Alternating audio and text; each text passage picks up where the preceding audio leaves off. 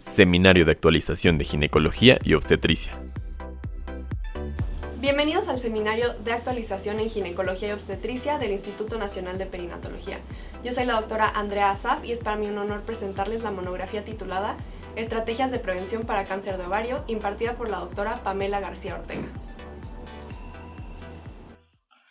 Hola, buenas tardes. Mi nombre es Pamela García Ortega, soy residente de segundo año de Ginecología y Obstetricia y les presentaré la monografía de prevención de cáncer de ovario en el marco de la conmemoración del Día Mundial de Prevención de Cáncer de Ovario.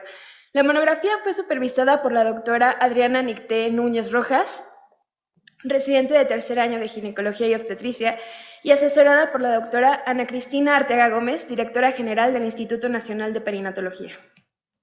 Respecto a los objetivos de la monografía, encontramos conocer la epidemiología del cáncer de ovario en México y el mundo, evaluar los factores de riesgo y protectores que se asocian al cáncer de ovario epitelial, analizar las estrategias de prevención para el cáncer de ovario epitelial y mencionar las estrategias innovadoras para la prevención y diagnóstico temprano del cáncer de ovario epitelial. Respecto al contenido de la monografía, encontraremos la epidemiología e impacto del cáncer de ovario, la clasificación y tipos histológicos, los factores de riesgo y protectores, el tamizaje de cáncer de ovario epitelial, estrategias de prevención y las conclusiones. El cáncer se define como células que presentan un crecimiento descontrolado con capacidad de metástasis. Se creía que el cáncer de ovario tenía origen exclusivamente en el ovario. Respecto a la epidemiología y el impacto del cáncer de ovario, encontramos que el cáncer de ovario es la sexta causa de muerte en mujeres por cáncer ginecológico. Históricamente se consideraba que el cáncer de ovario era un asesino silencioso, ya que presenta pocos síntomas inespecíficos y además el diagnóstico tiende a ser tardío en el 70% de los casos, ya que el diagnóstico tiende a ser en etapas 3 y 4. Según el Observatorio Mundial de Cáncer de la Organización Mundial de la Salud, a nivel mundial se registró una incidencia de 324.603 casos nuevos en el año 2022. Destaca en el este de Europa, siendo el país con mayor incidencia mundial, Letonia, con una incidencia de 15.3 nuevos casos por cada 100.000 habitantes. En el caso de nuestro país, encontramos una incidencia de 6.7 nuevos casos por cada 100.000 habitantes. Respecto a la mortalidad mundial, se registraron 206.956 muertes en el año de 2022, siendo Zamboa el país con una mayor mortalidad, registrando 9.3 muertes por cada 100.000 habitantes, y en México en este mismo año se registraron 4.3 muertes por cada 100.000 habitantes. Respecto a la epidemiología nacional publicada por el INEGI, se encuentra que el cáncer de ovario es la sexta causa de muerte por cáncer ginecológico en mujeres. En el año 2002 se registraron 3.227 nuevos casos por esta causa. En el 2022 se registraron 2.015 muertes durante ese año, siendo así 6.7 muertes por cada 100.000 habitantes en mujeres mayores de 25 años. Respecto a la epidemiología institucional, encontramos que en el año 2019 se registraron 74 tumores de ovario, siendo estos 3 de origen maligno. En el año 2020 no se cuentan con registros debido a la pandemia mundial. En el año 2021 se registraron 59 tumores de ovario, de los cuales 5 fueron tumores malignos de ovario. En el año 2022 se registraron 82 tumores de ovario sin registros de tumores malignos de ovario, y en el año pasado se registraron 129 tumores de ovario, de los cuales 27 fueron malignos. Respecto a la supervivencia, les presento estas tablas con información del Instituto Nacional de Cancerología y la American Cancer Society, en donde encontramos que la supervivencia del cáncer epitelial en un estadio 1 va del 90 al 97%. En cambio, en un estadio 4, la supervivencia a 5 años es del 22 al 50%.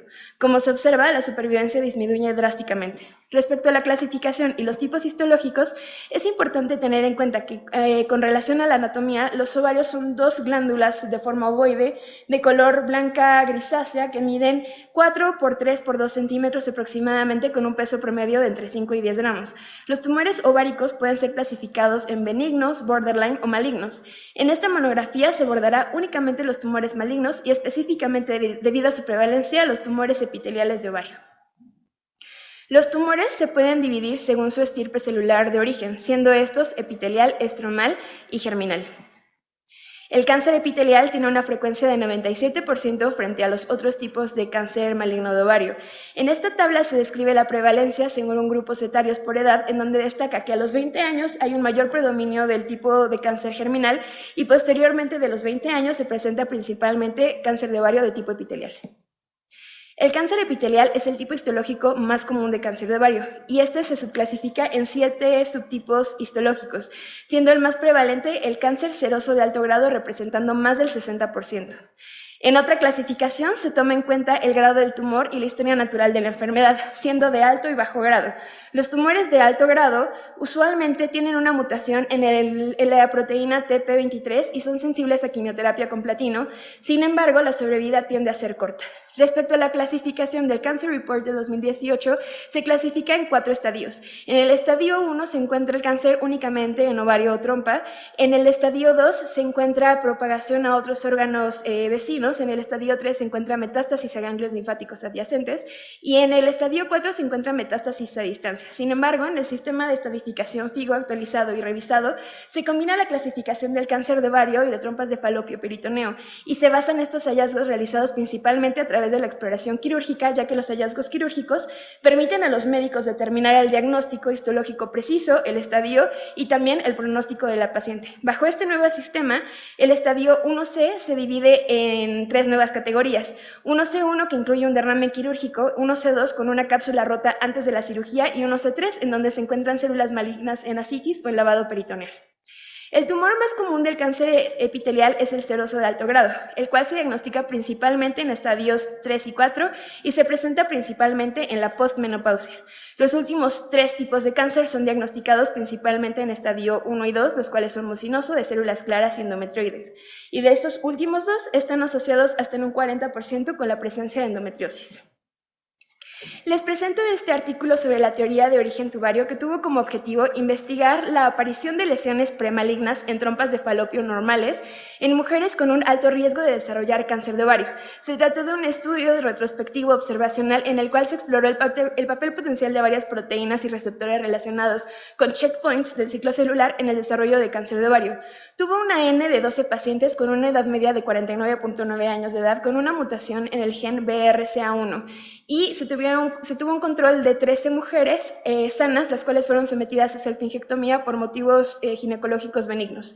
El resultado primario fue las trompas de falopio en pacientes con predisposición genética a cáncer de ovario tienden un mayor riesgo de desarrollar cáncer tubario. De estas 12 pacientes con una mutación de BRCA1, 6 presentaron displasia, sin embargo, las tubas uterinas se encontraron macroscópicamente normales. Se describe también que la hiperplasia en tubas uterinas va a generar, por lo tanto, una mayor tendencia a desarrollar malignidad. Se realizó una tinción de inmunohistoquímica con los marcadores previamente mencionados y destacó que se encontraron en el epitelio cilíndrico estratificado de las tubas uterinas una menor cantidad de células con P21 y una expresión suprimida de P27 en las células del epitelio tubario de las pacientes que tuvieron una mutación en el BRCA1. Por lo tanto, se concluyó que los cambios hiperplásicos en las trompas de falopio asociados a BRCA1 y la disregulación del ciclo celular son frecuentes en mujeres con predisposición al cáncer de ovario. La cirugía profiláctica, por lo tanto, en mujeres con antecedentes familiares de cáncer de mama o de ovario o que tengan una mutación en el gen BRCA1 debe incluir tanto los ovarios como las trompas de falopio esta intervención quirúrgica para así prevenir el riesgo. Respecto a los factores de riesgo y protectores, encontramos mutaciones en genes principalmente en el gen BRCA1 y BRCA2, los cuales presentan un riesgo entre 23 y 59% de presentar cáncer de ovario. Además, en pacientes menores de 50 años se incrementa el riesgo 2% por año de presentar esta patología y posterior a los 50 años puede aumentar hasta en un 11% el riesgo. En cuanto a los factores de riesgo que se describen según el Consenso Nacional de Cáncer de Ovario, encontramos que la endometriosis aumenta hasta 2.1 veces más el riesgo de presentar cáncer de ovario, el síndrome de ovario poliquístico aumenta hasta 1.5 veces más el riesgo, el tabaquismo y la terapia de reemplazo hormonal aumentan 1.1 veces más, la exposición al asbesto aumenta un 30% el riesgo y la menopausia después de los 52 años puede aumentar el riesgo hasta en un 52%. Les presento este artículo que tuvo como objetivo estudiar la patogénesis del cáncer en casos hereditarios de cáncer de ovario, la aparición de lesiones preinvasivas y carcinoma oculto en portadoras de mutaciones, el cual fue una revisión sistemática de literatura en la cual se incluyeron 102 estudios revisados de diferentes fuentes de información entre el año 2006 y el año 2022, en el cual se incluyeron pacientes de 30 a 84 años sin diagnóstico previo de cáncer entre el año 2000 y el año 2008, y las variables incluidas fueron mutaciones genéticas, cambios epigenéticos, riesgos de cáncer ovario hereditario, implicaciones clínicas y avances de su comprensión, y el resultado primario fue la identificación de alteraciones de respuesta inflamatoria en la trompa de falopio vinculadas al cáncer de ovario hereditario. Los genes más comúnmente identificados asociados al cáncer de ovario son los BRCA1 y BRCA2, los cuales se heredan de forma autosómica dominante. Los portadores de las mutaciones monoalélicas de BRCA1 y BRCA2 tienen una modulación significativa de genes asociados con la regulación transcripcional y el control del ciclo celular y por lo tanto también de la adhesión celular. Están implicadas múltiples vías de carcinogénesis, incluida la señalización MAPK, TGF-beta y P53. El proceso fisiológico de la ovulación también expone a las fimbrias a especies reactivas de oxígeno e induce rupturas en las dobles cadenas de DNA, así como pérdidas de las bases nitrogenadas del DNA, generando así mutaciones y siendo así que las pacientes con esta mutación tienden a ser más susceptibles a estas tensiones. Las portadoras de mutaciones de BRCA muestran una mayor metilación del promotor de genes supresores de tumores en comparación con los portadores sin mutación. Contrariamente a la hipótesis de los dos hits, se requiere una mutación de pérdida de función de ambos alelos del gen supresor de tumor para la tumorgénesis. Los estudios destacados anteriormente indican que ocurren múltiples cambios tubáricos patogénicos en la mutación únicamente monoalélica en la línea de los genes BRCA. Por lo tanto, se concluye que el cáncer de ovario hereditario, cambios en las trompas de falopio y la disregulación genética aumentan el riesgo. Las mutaciones BRCA1 y BRCA2 son conocidas y descritas, pero existen otras mutaciones que también son importantes. Identificar estas mutaciones puede ayudar en la prevención y tratamiento del cáncer de ovario. Respecto a los genes BRCA, los cuales tienen una alta penetrancia, la cual, recordemos, se define como la porción de individuos con una mutación patológica en la cual se presentan manifestaciones clínicas de la patología asociada a esta mutación, es decir, si el gen se expresa o no. La incidencia de mujeres que presentan una mutación en el BRCA y cáncer de ovario es de 1 en 300 a 500, sin embargo existen poblaciones de muy alto riesgo en donde la incidencia ha sido reportada incluso de 1 a 40, como es el caso de los judíos ashkenazi. Existen también mutaciones raras con una incidencia de menos del 1% en la población mundial, con una moderada penetrancia que pueden tener un riesgo de hasta 2 veces más de presentar cáncer de ovario. La salpingoferectomía, respecto a los factores reductores de riesgo, la salpingoferectomía reduce el riesgo hasta en un 20%, el consumo de cafeína reduce el riesgo en un 4%, la actividad física en un 27%, la lactancia en un 28%, la multiparidad en un 29% y el consumo de anticonceptivos combinados orales en un 45%, siempre y cuando hayan sido usados durante al menos 10 años consecutivos. Respecto a estos factores reductores de riesgo, hablaremos más adelante en las medidas de prevención. Respecto a los métodos de tamizaje, les presento este artículo. Desde hace años se han buscado métodos de diagnóstico de forma oportuna de cáncer de ovario. Les presento este estudio que fue realizado en Estados Unidos, el cual ha sido uno de los primeros y más importantes, que tuvo por objetivo evaluar la eficacia de diferentes métodos de detección temprana para el cáncer de próstata, de pulmón, colorectal y ovario. Se trató de un ensayo clínico aleatorizado en el cual se incluyeron 148,000 hombres y mujeres de entre 55 y 74 años y que tuvo como conclusión que entre mujeres de la población general de Estados Unidos, la detección simultánea con CA-125 y ecografía transvaginal en comparación con la atención habitual no redujo la mortalidad por cáncer de ovario.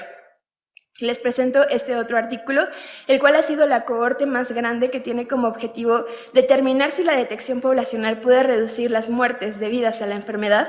Se trató de un ensayo controlado aleatorio de mujeres posmenopáusicas en Inglaterra, Gales e Irlanda del Norte, en el cual tuvo como criterios de exclusión oferectomía bilateral, cáncer previo de ovario o no de ovario activo o mayor riesgo de cáncer de ovario familiar.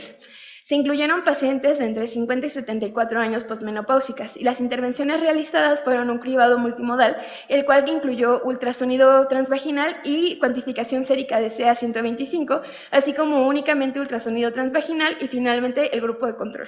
El seguimiento se realizó de abril de 2001 hasta junio de 2020 con un seguimiento de 16 años.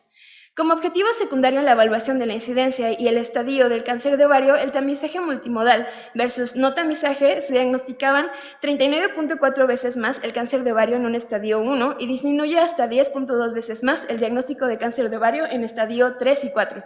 Sin embargo, se encontró que no existía una reducción en la mortalidad con el tamizaje o sin él. Por lo tanto, la conclusión de este estudio fue que la reducción de la incidencia de la enfermedad en estadios 3 o 4 en el grupo multimodal no fue suficiente para traducirse en vidas salvadas. Por lo tanto, se interpreta que el tamizaje no reduce el número de muertes por cáncer de ovario y trompas de falopio, por lo que no se recomienda un cribado en la población en la población general.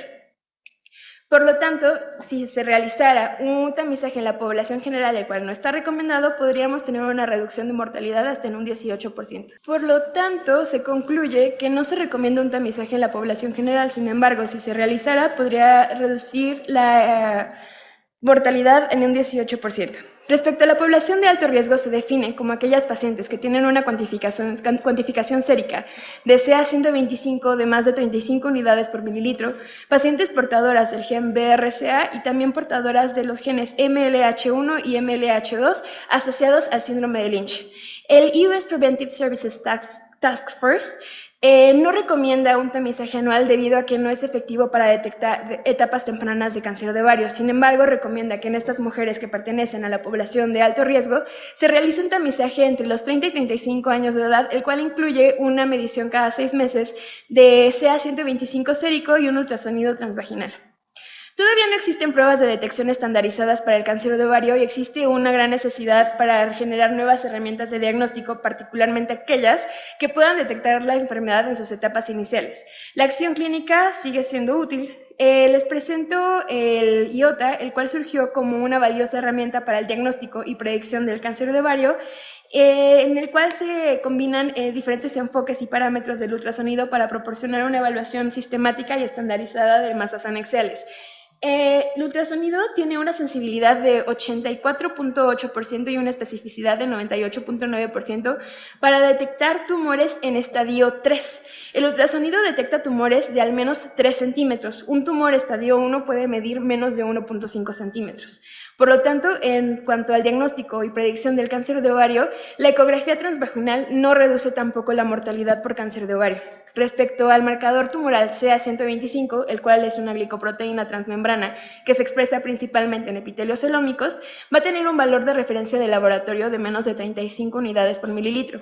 Este es un marcador que se eleva en el 85% de los cánceres de ovario y su elevación va a depender del estadio, siendo así que en un estadio 1 se va a elevar en el 60% de los casos y en un estadio 3 y 4 se va a elevar en el 90% de los casos.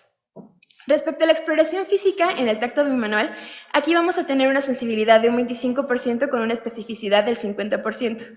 Esto es complejo debido a la ubicación anatómica de los ovarios, los cuales se encuentran profundos en la pelvis. Se diagnostica un cáncer de ovario por cada 10.000 tactos y únicamente se puede diagnosticar cuando la masa anexial mide entre 6 y 8 centímetros. Respecto a la semiología, la sintomatología que las pacientes refieren, el 70% de ellas presentan sintomatología abdominal, en un 70% gastrointestinal, dolor en un 58%, síntomas urinarios en un 34% y pélvicos en un 26%. Respecto a lo que dicen las sociedades internacionales del tamizaje de la población general, es que la American Cancer Society, la Canadian Cancer Society y el National Cancer Institute no recomiendan un tamizaje en la población general. Sin embargo, la National Comprehensive Cancer Network recomienda un ultrasonido transvaginal cada 6 meses a mujeres que presenten más de 12 eventos al mes de distensión abdominal, dolor abdominal y urgencia urinaria. Y respecto a México, no contamos con programas de tamizaje nacionales. Respecto a las estrategias de prevención y quirúrgicas, tenemos la salpingectomía, que tiene una reducción de riesgo de entre 14 y 34%, la histerectomía reduce el riesgo hasta en un 30% y la salpingectomía reduce el riesgo hasta en un 45%. Respecto a la salpingectomía, puede además reducir el riesgo en las portadoras de cáncer portadoras de mutaciones en el gen BRCA, reduce el riesgo hasta en un 80%. Además, en estas mismas portadoras, si se realiza una salpingectomía, puede haber una reducción de riesgo de cáncer de mama de hasta un 50%. Las pacientes que tienen una mutación en el gen BRCA1 se recomienda que se sometan a esta intervención quirúrgica entre los 35 y 40 años, y las pacientes que tienen una mutación en el BRCA2 se recomienda realizarse a partir de los 45 años. Y la vía de intervención se recomienda que sea laparoscópica, debido a que las complicaciones se presentan únicamente en el 3 a 4% de las cirugías. Respecto a la salpingectomía bilateral, puede reducir el riesgo hasta en un 42% de presentar cáncer de ovario debido al origen tubárico del mismo, y tiene la ventaja de que puede preservar la función ovárica y además de mantener la fertilidad. Les presento este estudio que tuvo como objetivo: la salpingectomía oportunista puede prevenir el cáncer de ovario epitelial en mujeres con alto riesgo de desarrollar esta enfermedad. Se trató de una revisión sistemática hasta el 4 de marzo de 2022 en diferentes bases de datos, que tuvo como palabras clave cáncer de ovario, salpingectomía oportunista y cáncer de ovario. Se encontraron 1.089 resultados, de los cuales se incluyeron únicamente 158 publicaciones en la revisión final. La salpingectomía se ha asociado con una reducción de riesgo de cáncer de ovario hasta en un 80%, y la salpingectomía tiene el potencial de reducir la mortalidad por cáncer de ovario. Los resultados principales de esta revisión fue que el 80%, hay una reducción de cáncer de ovario con salpingectomía de hasta un 80%.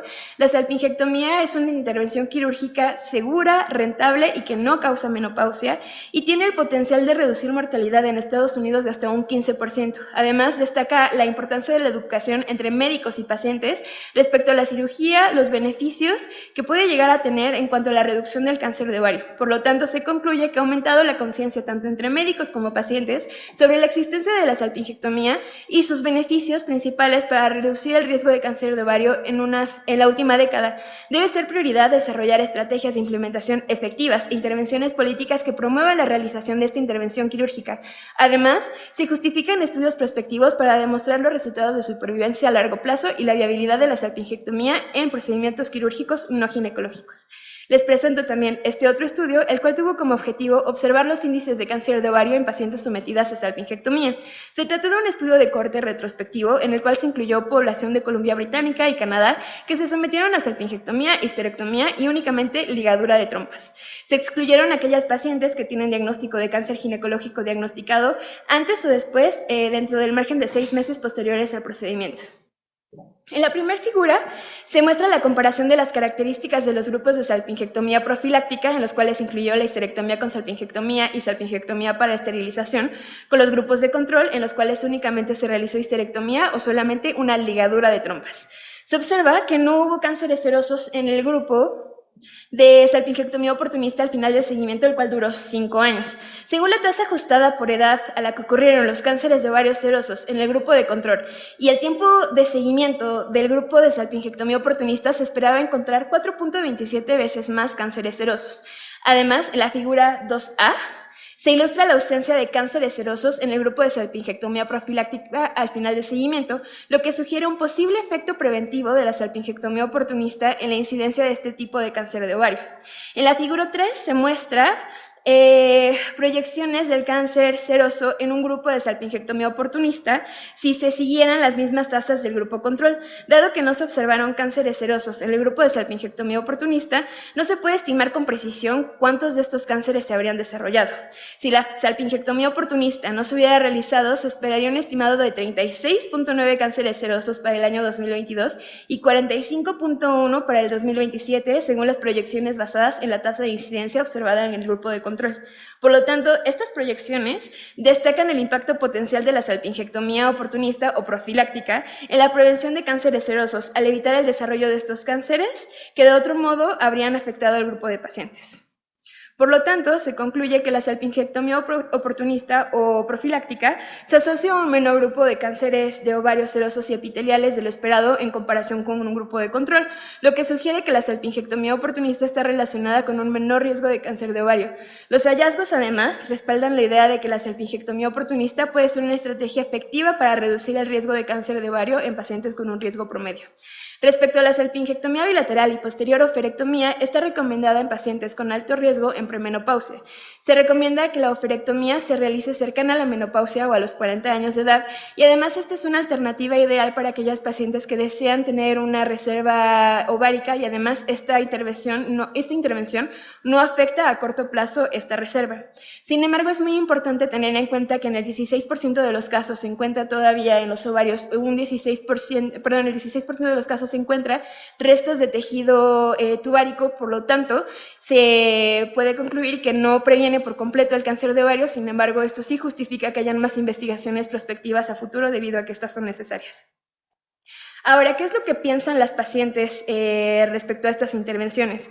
Les presento este estudio que tuvo como objetivo conocer la aceptabilidad de las mujeres portadoras del gen BRCA sobre la salpingectomía profiláctica con oferectomía retardada para la reducción de riesgo.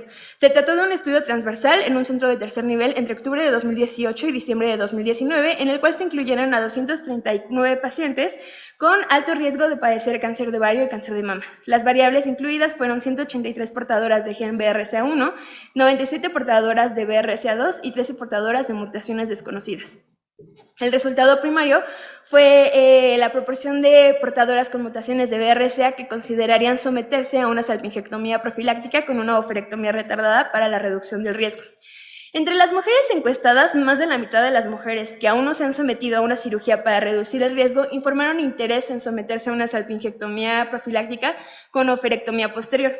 De similar manera, entre aquellos que ya habían recibido una cirugía profiláctica, también consideraron la salpingectomía con oferectomía retardada como una alternativa aceptable. El análisis de regresión logística multivariable encontró que los antecedentes familiares de neoplasias malignas relacionadas eran el único factor independiente asociado con un 85% más de interés sobre la salpingoferectomía profiláctica con posterior oferectomía.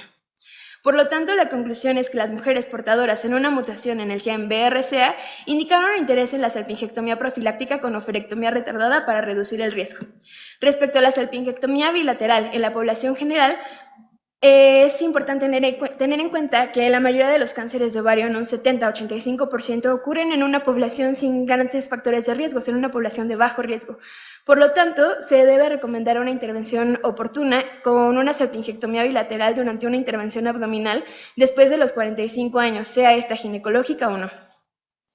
Debido a que esto podría reducir la incidencia de cáncer de ovario en un 42 a 65%, y el consenso general internacional es que se recomienda una salpingectomía distal en lugar de únicamente una ligadura de trompas. Respecto a las estrategias de prevención no quirúrgicas, encontramos medidas higiénico-dietéticas, las cuales realmente no tienen un gran impacto en la prevención. Sin embargo, les menciono que la dieta puede reducir el riesgo de tener cáncer de ovario hasta en un 44%. No existe ninguna asociación específica, sin embargo, la recomendación general es aumentar el consumo de verduras.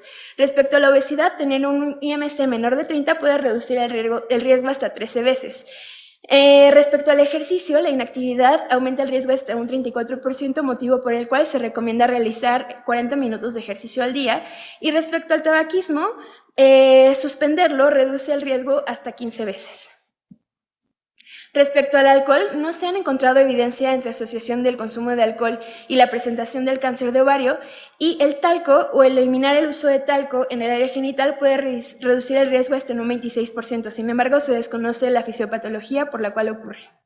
Respecto a la lactancia materna, esta es una intervención que es duración dependiente para la reducción de riesgo, debido a que una lactancia de menos de 6 meses puede reducir el riesgo hasta en un 21%, de 6 a 12 meses de 28% y de más de 13 meses hasta un 33%, siendo que las mujeres que presentaron lactancia o que dieron lactancia en más de 2 ocasiones en sus vidas pueden reducir el riesgo hasta en un 50%. Se describe también el uso de ácido acetil salicílico, ya que puede reducir el riesgo hasta en un 11%. Sin embargo, no existe una dosis estandarizada para generar esta prevención.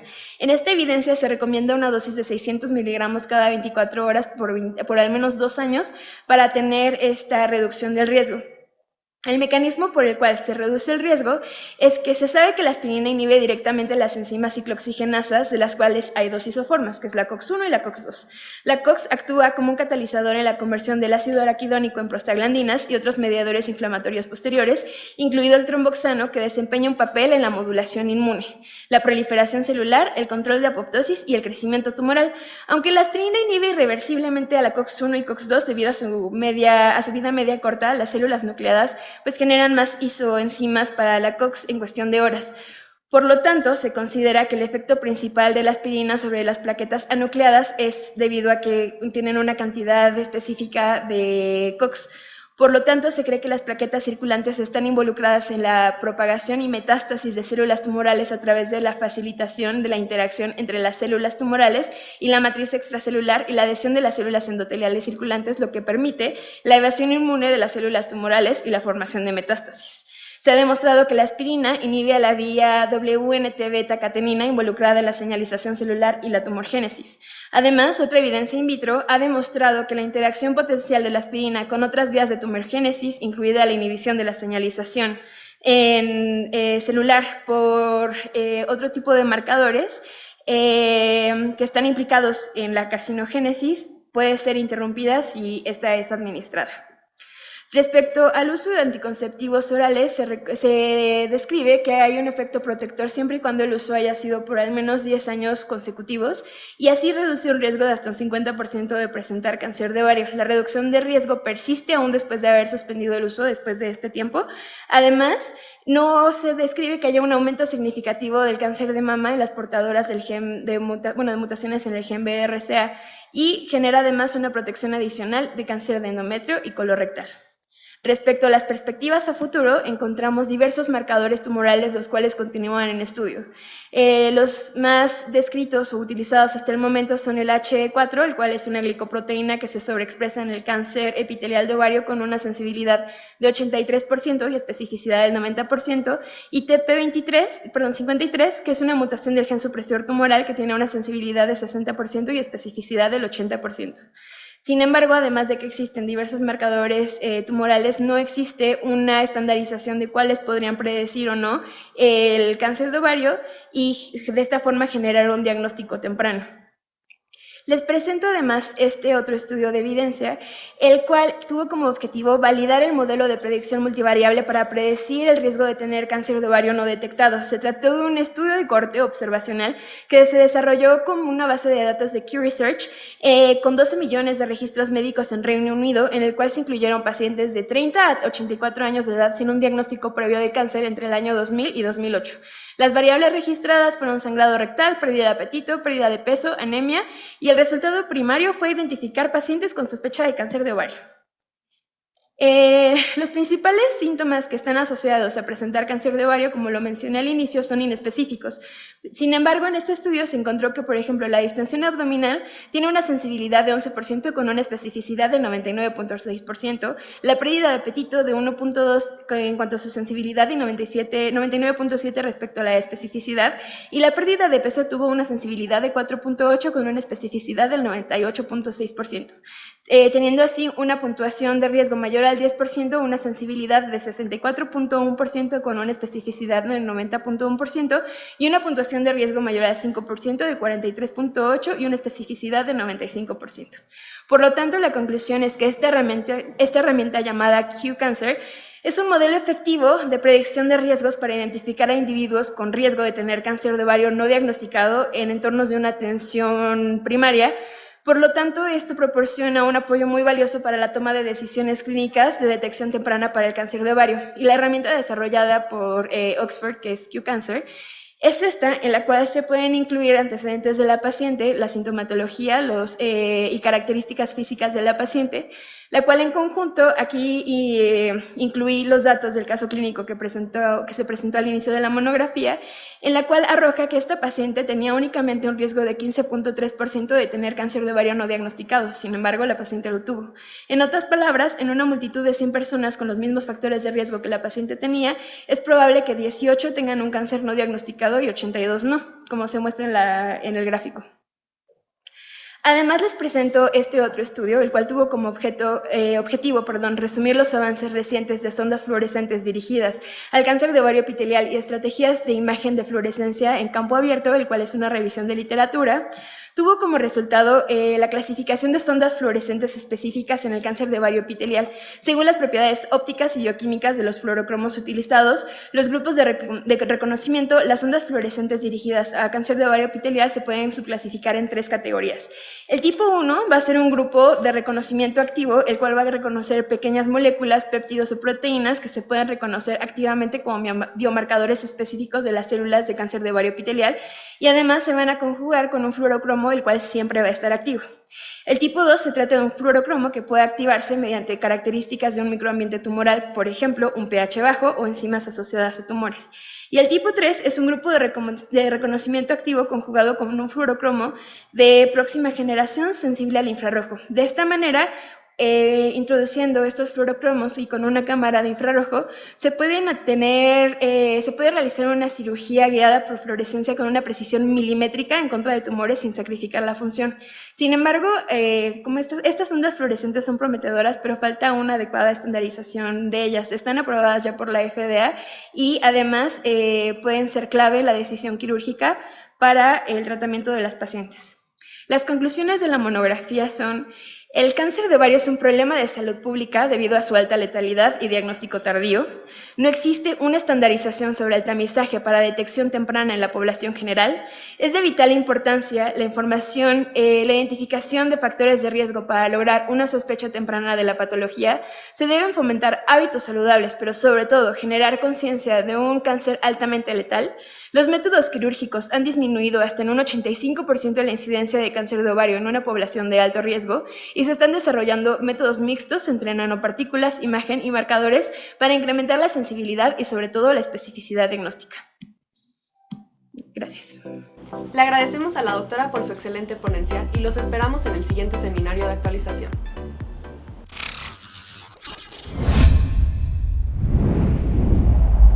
Secretaría de Salud, Instituto Nacional de Perinatología, Isidro Espinosa de los Reyes.